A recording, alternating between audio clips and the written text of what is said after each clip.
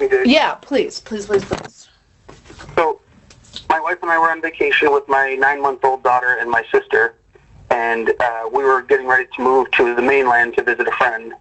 And so my wife and I took our rental car. I followed her on my motorcycle, and we were dropping it off at the Key West Airport. And as we were driving, as stated in the video that you saw, there were some very reckless maneuvers, which I would have stopped and spoken to anyone, regardless of whether or not they were a police officer. And I explained to them that it was, a dangerous maneuver, and they didn't take it seriously at all.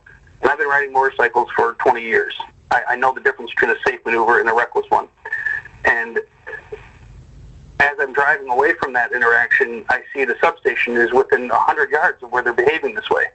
And so I knew that I had to go and file a complaint because who else is going to?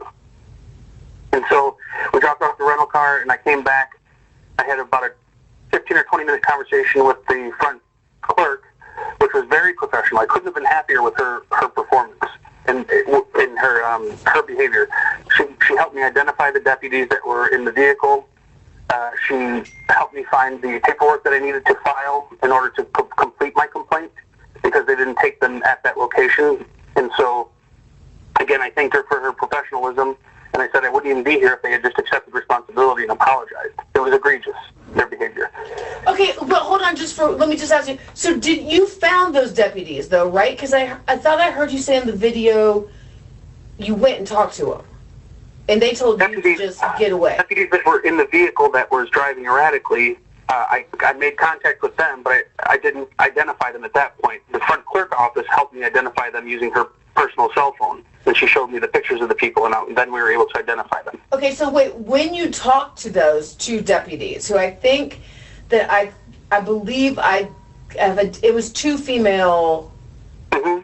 Okay, so were they rude to you? What happened with? Oh yeah.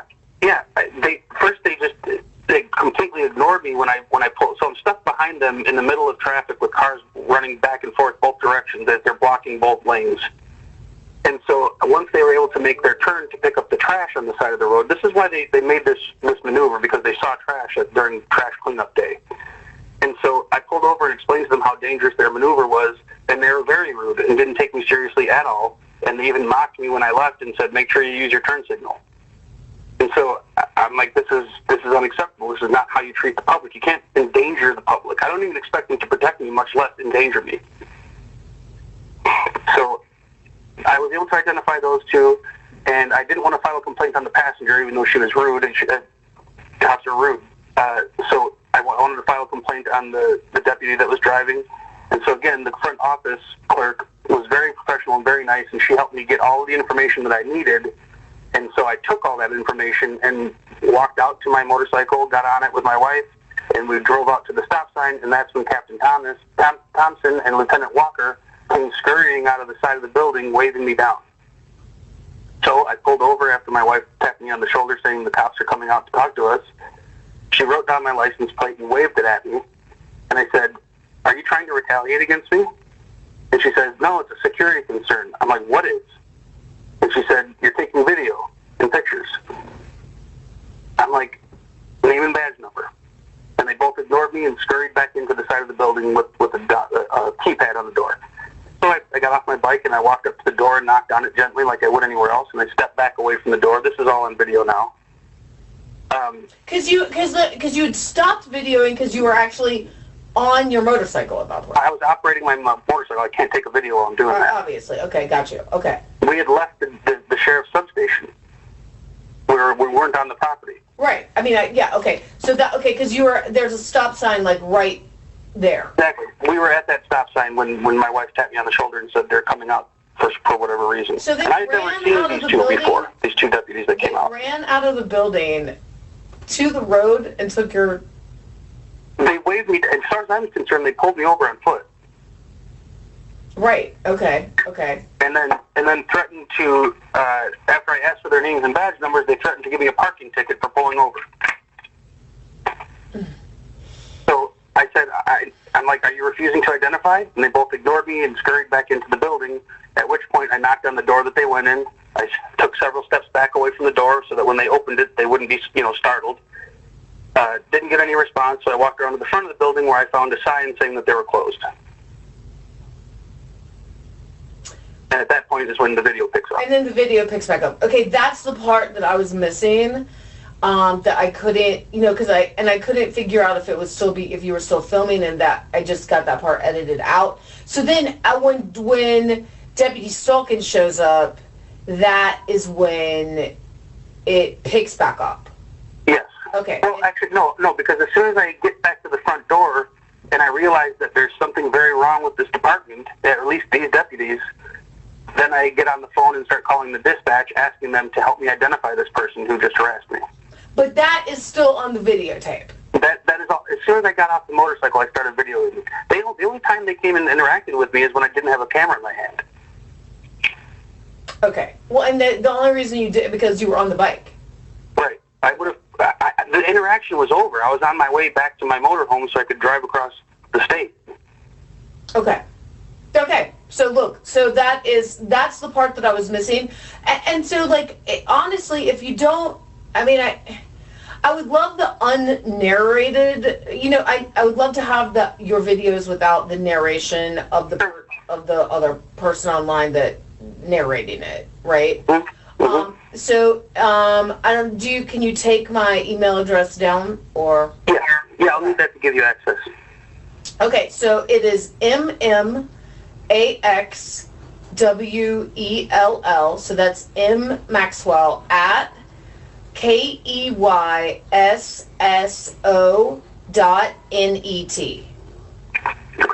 Okay. And so this is the number where you can reach me. I am doing this investigation. Okay. I will let you know that Captain Thompson is no longer with our organization. I know, she's a threat assessment person. Right. So she is no longer here. Role for her. That's not a good role for her, by the way. Well, I know. Well, threat assessment?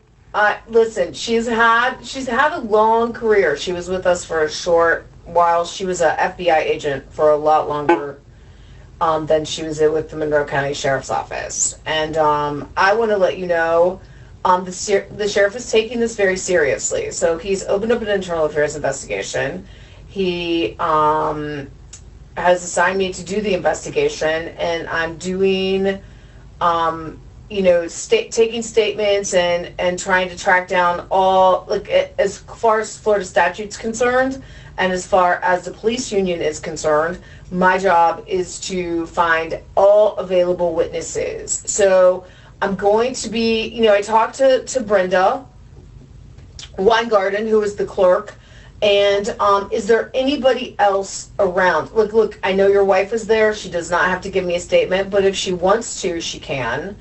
She'll corroborate she was there for everything that happened. So I would love to talk to her, but I know, she might not want, I don't know, she wants to participate in this or not. But if she does. We don't trust you. It's as simple as that. We've been run through the ringer. It cost me $14,000 in 14 months of my life. Okay. Well, I totally get it. So, if she wants to even write whatever she wants to do, I don't care. If she wants to write a statement, give a statement. If she doesn't want to give a statement, that's okay too. But if there was anybody, I see that there's a guy in the parking lot. I don't know if I can see him sort of in the background. He says he says something like, "Hey, good luck," or I don't know what, He was there during the time when I was locked out and I was on the phone with the dispatch. This isn't in the online video, but he was there to ask how to report reckless driving. I wonder, you didn't happen to get his name?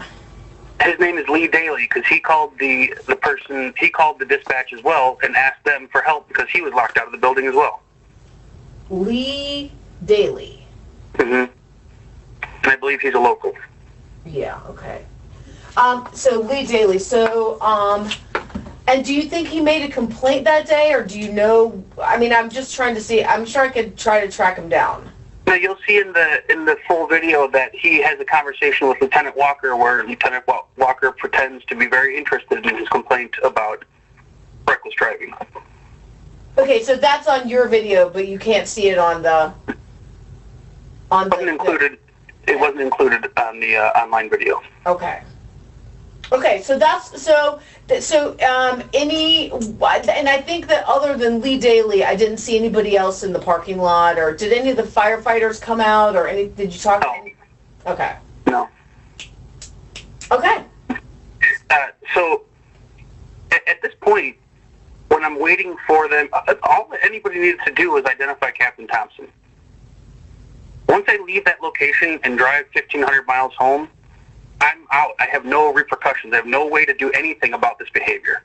And so that's why I stayed until somebody would identify her. And instead of identifying her, they arrested me.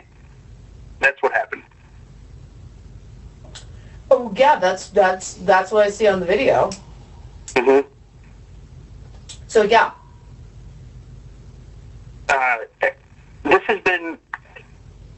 I can't begin to explain to you what this has done to me.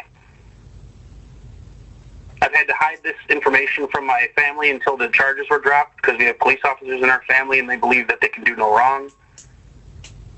Oh, I can tell you right now, that is not the case. Right? From the seat of internal affairs, yeah, that it is not. There's nobody in this office that believes police officers can do no wrong. Yeah. Yeah, I don't believe that. It would be easy to argue that the only reason that this is opened is because I'm filing a civil suit. Oh, well, I didn't know you were filing a civil suit, but... It's pretty clear in the video. Well, I mean, I don't care if you're filing a civil suit or not. I'm still investigating it as an internal affairs complaint. So... Got it. I mean, if you file a civil suit, great. If you don't, doesn't matter to me. I'm still doing an internal affairs investigation. Okay. That's good to know. So yeah, so that's the deal. So that's what I'm looking into. You got my number. That's the direct number to the Internal Affairs office. We don't have like direct lines, but you can always reach me by getting through to Deshawn. Mm-hmm.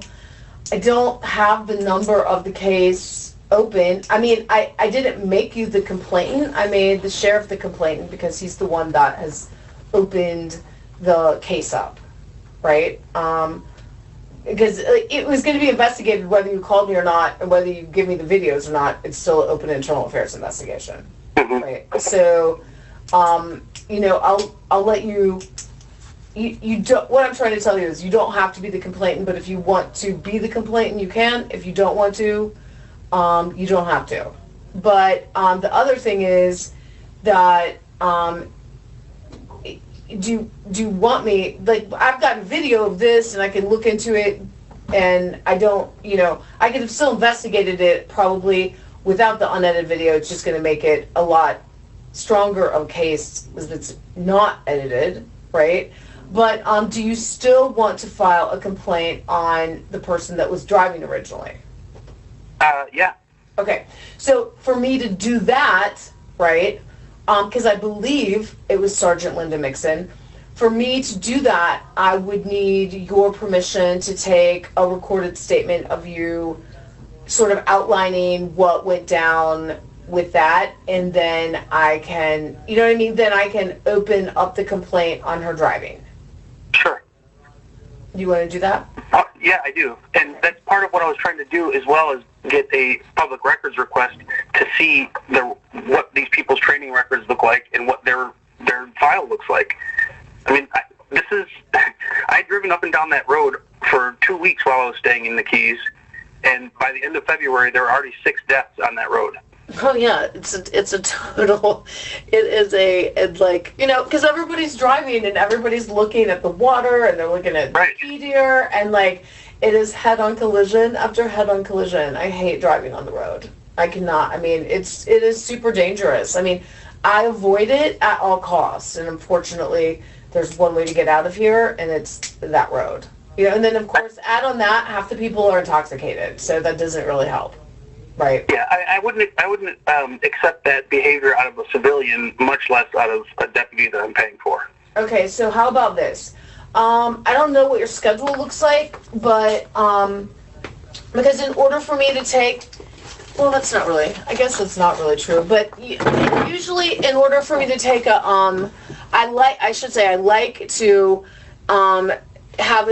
do a Zoom call or something. So, but we don't have to do that. I mean, if you just want me to go ahead and take your statement now about the complaint against Sergeant Mixon. If you just give me like a short statement, that would be good enough.